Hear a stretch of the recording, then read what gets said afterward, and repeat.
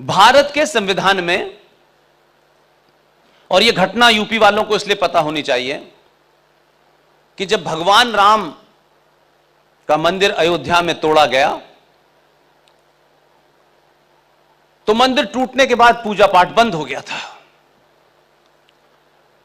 आज बनारस में उनका बेटा गली गली जाना जाता है। उस वक्त जब ये मंदिर वहां टूटा तो पूजा बंद हो गई। तो उसमें एक जैन साहब, उन्होंने एक बारीक पॉइंट निकाला और इलाहाबाद हाई कोर्ट में एक अर्जी दी और कहा कि संविधान में भगवान मर्यादा पुरुषोत्तम राम एक जीता जागता पुरुष है। मैं जिस भगवान राम की पूजा निरंतर पिछले 60 सालों से मेरे परिवार में हो रही है, यह राज्य का, स्टेट का काम है कि मेरी पूजा में जो विघ्न पड़ा है उसको दूर करे। हाई कोर्ट के चीफ जस्टिस ने उनकी बात मानी और 24 घंटे में यह आदेश दिया कि ये जो बाबरी मस्जिद जहां ये टूट गई है, समाप्त हो गई है, वहां पूजा नहीं हो रही है, तत्काल प्रभाव से भगवान राम को किसी टेम्परेरी जगह रख करके पूजा की शुरुआत की जाए। और ये मैं किसी एक संदर्भ में बता रहा हूं आपको मैं। फिर वो टेंट में भगवान राम की मूर्ति रखी गई और फिर पूजा निरंतर जारी रही।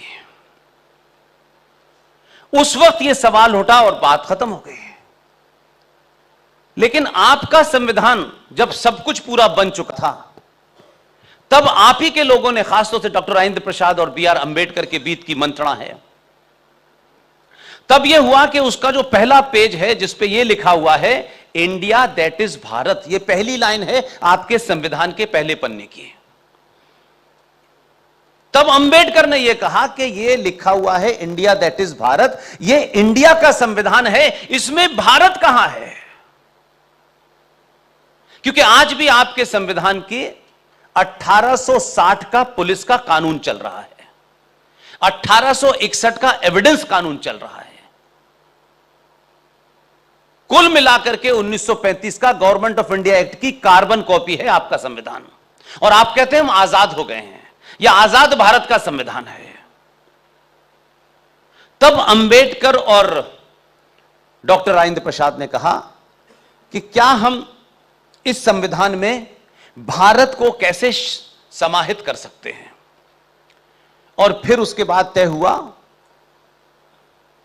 कि बंगाल में शांति निकेतन एक जगह है, वहां से एक जाने माने आर्टिस्ट नंदलाल बोस जी को बुलाया गया। नंदलाल बोस जी ने एक टीम बनाई और मध्य प्रदेश के जबलपुर के रहने वाले श्री राम मनोहर विहोर साहब उसमें शामिल थे, जिनका 2007 में देहांत हुआ।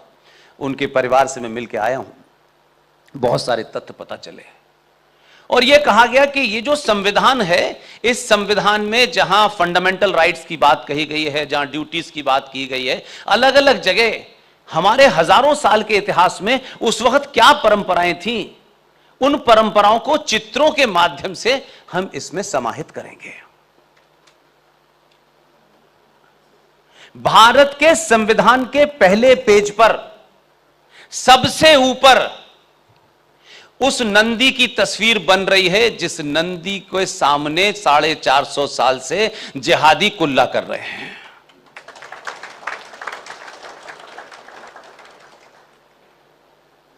उसी के पेज नंबर 5 पे माता सीता, लक्ष्मण और राम की तस्वीर बन रही है, कृष्ण की तस्वीर बन रही है, उसमें सुभाष चंद्र बोस की तस्वीर है, उसमें छत्रपति शिवाजी की तस्वीर है। अगर यह संविधान की वो कॉपी उस वक्त किन लोगों की राजनीति के चलते उस कॉपी में थे और उसके बाद से सारे चित्रों को हटा दिया गया, अब बिना चित्रों की वो कॉपी जाती है, तो हमारी मांग यह है कि चित्रों में तो कोई बदलाव नहीं हो सकता। संविधान में आप अमेंडमेंट करते ही करते रहिए, लेकिन उसके प्रोफाइल में आपने बदलाव क्यों किया है? तो हमने उनसे मांग ये की है कि जितने भी अमेंडमेंट हो उसके साथ में जब भी कॉपी छपे तो वो तस्वीरें वहीं की वहीं 22 चित्र रहने चाहिए। और अगर आज का बच्चा उन चित्रों को देखता तो भगवान राम के बारे में सवाल नहीं पूछता। लॉ पढ़ने वाले बड़े बड़े लोग जो काला कोट पहन करके बहन बेटी भाई भतीजे को खुद ही अपॉइंट करते हैं, तो उनको भी पता होता कि संविधान में चित्रों के माध्यम से दर्शाया गया है, इसलिए राम के ऊपर सवाल नहीं उठाते कि राम काल्पनिक हैं।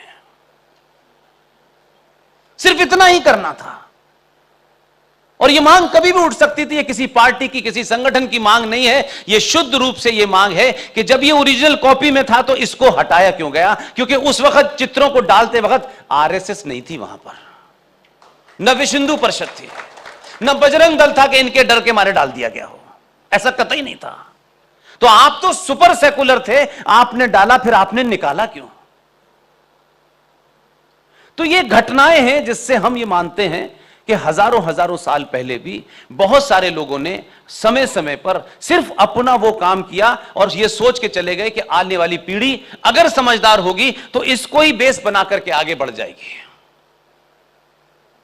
इसलिए मैंने राम वाली, क्योंकि वो घटना हमारे और आपके जीवन काल में हुई है, हम जानते हैं।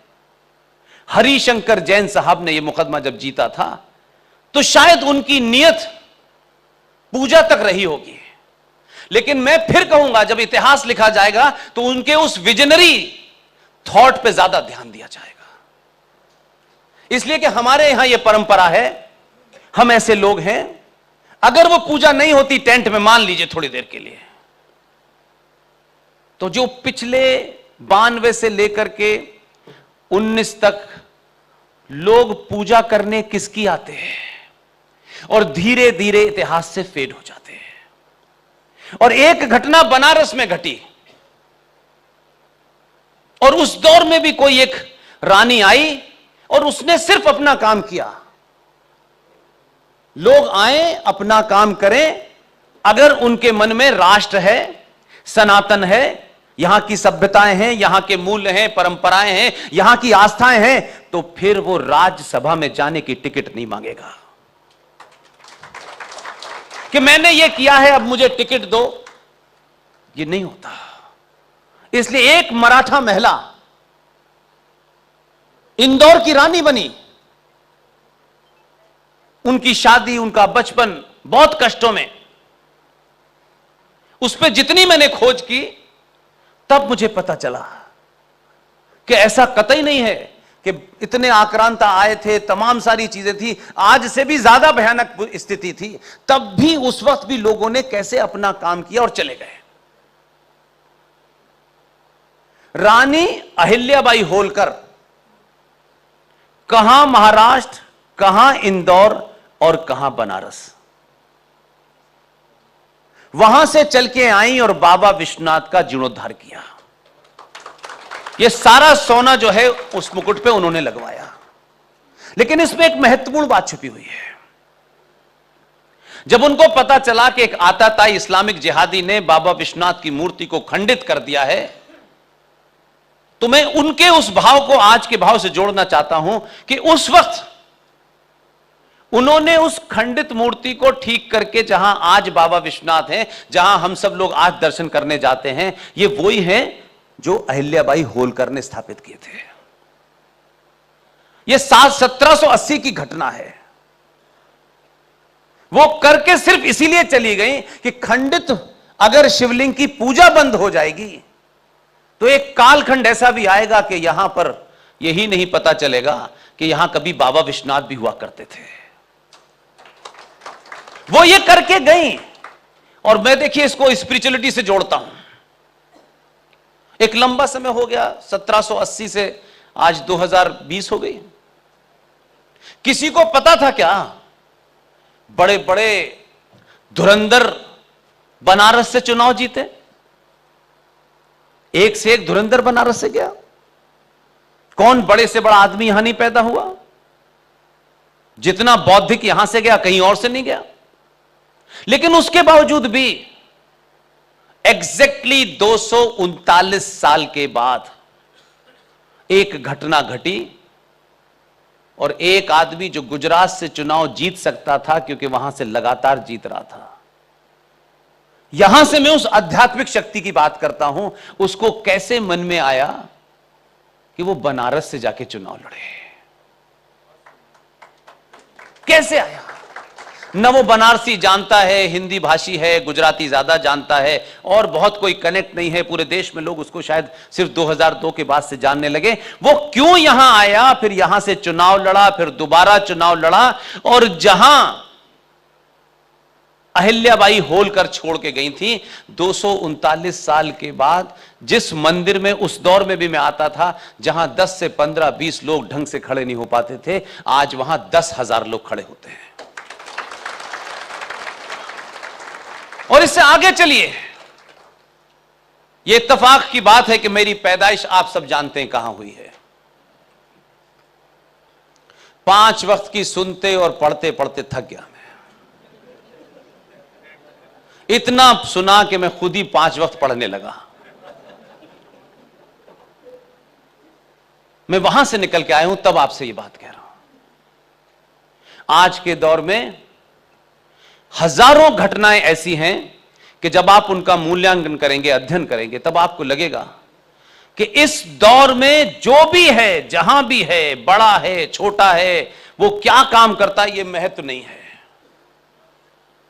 इस दौर ने हमारी पीढ़ी को वो अपॉर्चुनिटी दी है, वो मौका दिया है कि हम न सरदार पटेल को देख पाए, न सुभाष को देख पाए, न सावरकर को देख पाए, लेकिन उनके प्रति हम क्या भूमिका निभा सकते हैं, यह निभाने का मौका सिर्फ हमारी पीढ़ी को ही मिला है।